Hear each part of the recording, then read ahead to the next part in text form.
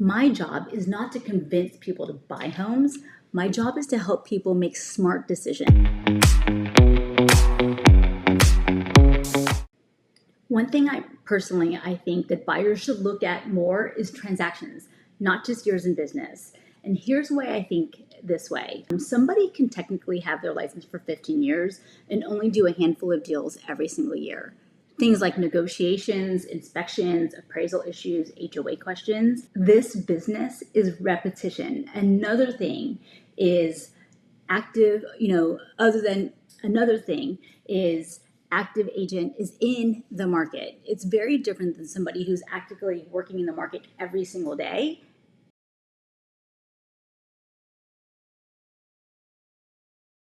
As if he was doing it occasionally, maybe one transaction a month. That's where real confidence really comes in. And I'm not saying newer agents are bad. That's actually not true. I've met agents with less years in business who are fantastic, but because they are in the market right now, understanding what's happening every single day, how the market is behaving today is not necessarily how it was behaving at the turn of 2026, right? In January or February, even though there was just a few months apart, what happens and how the market behaves currently is important to understand and know for every single buyer. Now, on the flip side of that, I've met experienced agents who are wonderful to work with because they've stayed current and continued learning of what's happening in the market consistently. But really, if I'm hiring somebody to guide me through a major purchase, I want somebody who is actively in the business, not someone who is just technically part of it.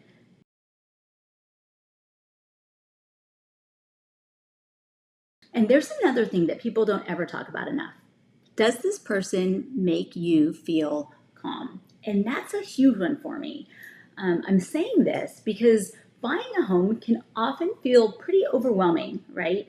And you want to have somebody on your side that is going to be logical, not emotional, and really guide you and keep everything calm when the pressure is really, really high. Now, a good realtor should make things feel very simple, more complicated at the end. And I think buyers can really feel this quickly when somebody is actually listening to them versus trying to sell them something. And there's a difference.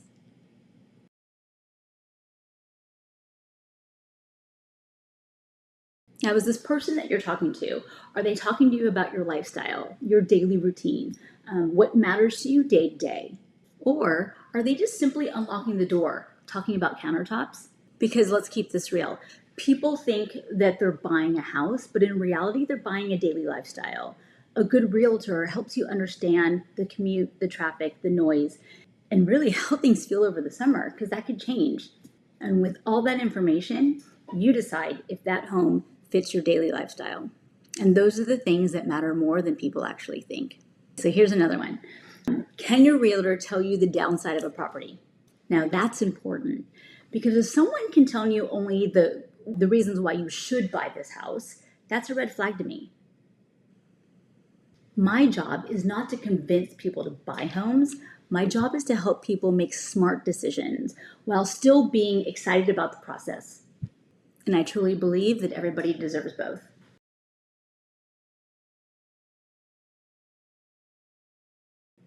So the last and final thing I want you to think about your realtor is what happens when things go wrong. Now, I'm an active agent. Things go wrong in each and every single day. There's inspection issues, there's financial delays, often there's title problems. Negotiations are getting tense. Now, anybody can open a door on a smooth transaction. The real value usually shows up when things get really complicated.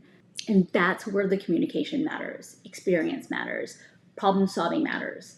Having your realtor being emotionally steady really matters. And I'm going to tell you right now, you're going to feel it. So if you're trying to figure out whether your realtor is the right fit for you, pay attention to how you feel during the process. That usually tells you more than what any other billboard will ever say. I'm Lori Lee-Mendieta with Century 21, the Harrelson Group here in the Grand Strand. Thanks for watching another episode of The Logic Behind the Lifestyle.